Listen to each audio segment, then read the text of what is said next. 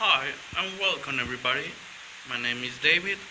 We are going to check about semantics and pragmatic, the general aspects. It means a general overview. First of all, we have to see what is semantics.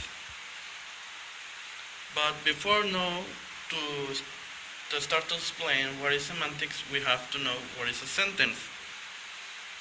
Sentence is a string of words putting together according to the grammatical rules of linguistics.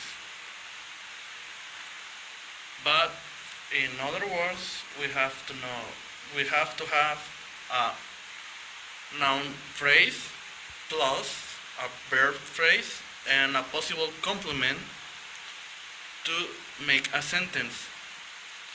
Hello is just a word, is not a sentence. All those kids are the nine.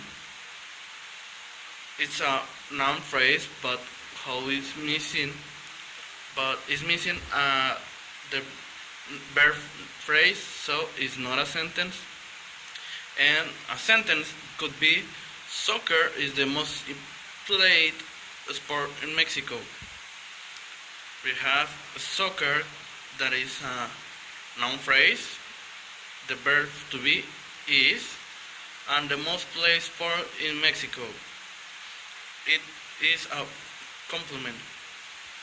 Definition: semantics is the study of meaning. It focuses on the relations between signifiers like words, phrases, signs, and symbols, and their denotation. In other words, semantics it focuses on the meanings of the words. Classification: we have too many types of semantics, but the more important are two: the lexical semantics and referential semantics. Those going to be explained later. Semantics, we have to know about the three stages of interpretation. We have a little phrase that is say, "She's the only one who gets me," he said to his father. Literal meaning, it is the literal meaning of each word, the meaning that is in the dictionary. Just that. Implicative meaning could be how all beyond of that phrase. It means the tone of voice, where did he say that, how did he say that, and the explicative meaning could be why. What is the situation beyond of that little phrase, little text, and altogether it means interpretation. Reference is the general defined as the relationship between nouns and pronouns and objects named by them. It means the word and their image of in the real world, like Mexico's president. In the real life, we have Enrique Peña Nieto, like the object who represents the Mexico's president. We have the king of pop. When somebody says the king of pop, you can imagine to Michael Jackson. Sense is that it tells the complex system of interlinguistic relationships. It means the categories of the words, the uses, and how is relationed with a complex system like a dog could be an animal, could be a human, it could be a life form, but not all of the animals are dogs. That is represent in sense. It also tells about the the, the sense meaning of the naming view, that how a word can be represented by two definitions or even more. And then literal meaning, sentence meaning could be the same, like the sentence meaning it is known by the translation or interpretation of each single word. We have the implicator and explicator, that is all the context beyond of a sentence. There could be a sender's meaning. If you explain yourself very well, you can make the hearers to understand you perfectly. Lexical semantics. Lexical semantics, it's about the meaning of a word reflected by its content. It means, if we're going to talk about history, if you use the nouns, the noun phrase, the United States America America president, we can say Barack Obama, we can say George Bush, we can say JFK.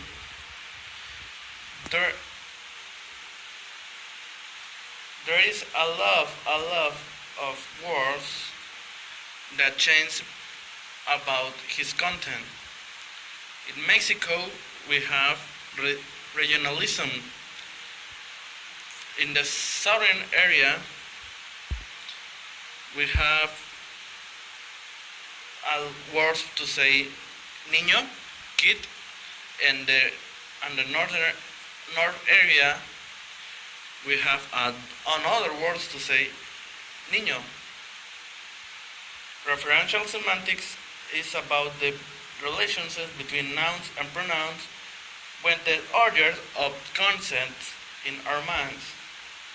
We have two types, like the constant reference and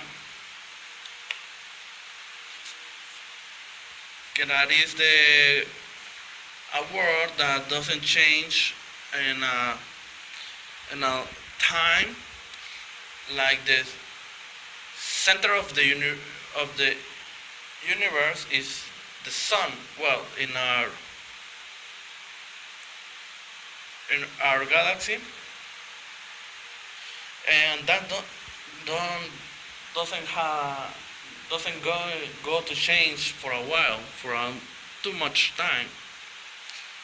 And another reference that changes with the time, like the presidents, the players of one club, of whatever sports do you want to say, they're involved in the referential semantics.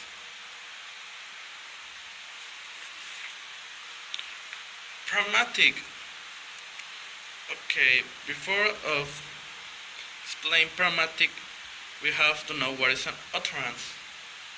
Utterance is any vocally produced sound by someone particular, could be a word, a phrase, or a sentence. We have the samples. Hello. Hello has a meaning, so that's why it's an utterance. The dog is mine.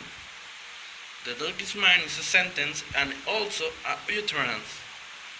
And as good as it, like that phrase or words, letters together, doesn't have a meaning, that not could be a utterance. Is any vocabulary produce sounds, but it has to have a meaning. And also we have proposition, that is the most basic pragmatic element that could be could be given a true or false value depending on the situation. For example, Mary loves John. An entailment, it's the true value on a sentence. We can change the way of saying that, but without changing from true to false or vice versa. Like Mary loves John and John is loved by Mary. Definition of pragmatics.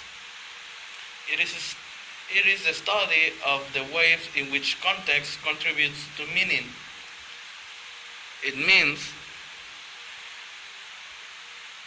pragmatic goes beyond the context, beyond the meaning. Why do you say that? Where do you say that? How do you say that? To who do you say that? That's the case area or the study area of pragmatic. Semantics and pragmatic, they work together. They have so many areas that could be put in together. For example, the literal meaning of the sentence meanings could be the same as utterance meaning. A sentence meaning could be a proposition, because we have to know all about that proposition, all the context beyond, to know if it's true or false. Pragmatics, we have deixis. What is deixis? Deixis is another basic element, pragmatic element, used in our utterance. We have place. It gives us a sense or reference of where the talk or the chat is going on.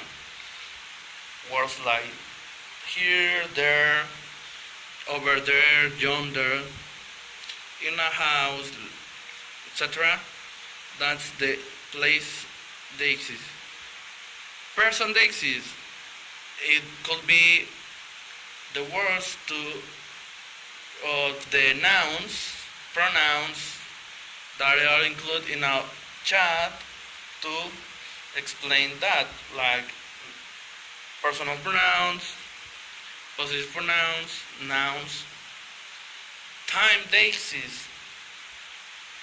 It tells us about when the chat was, or when the actions were done. Time could be now, then, or in the conjugations, future, past, present, and all the compound tenses, progressive, perfect, the speech acts. The speech acts could be related with the sender's meaning, because it is to explain you well, of give the tools to somebody understand you and do what you want. We have the phrase, would you close the door? Locutionary act, the first one. It is related to the utterance meaning, literal meanings, and sentence meaning. That is just the utter words. Would you close the door? That's it. The locutionary act, it always has an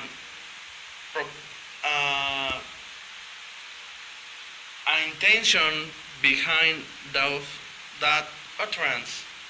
Always is implicit. The locutionary force, it could be imposed by assert, asserting, demanding, requesting, suggesting, promising, or vowing. We could relate it with the implicator area. A perlocutionary act is the effect caused by the listener, by the speaker to the listener, whether intended or not, were or was.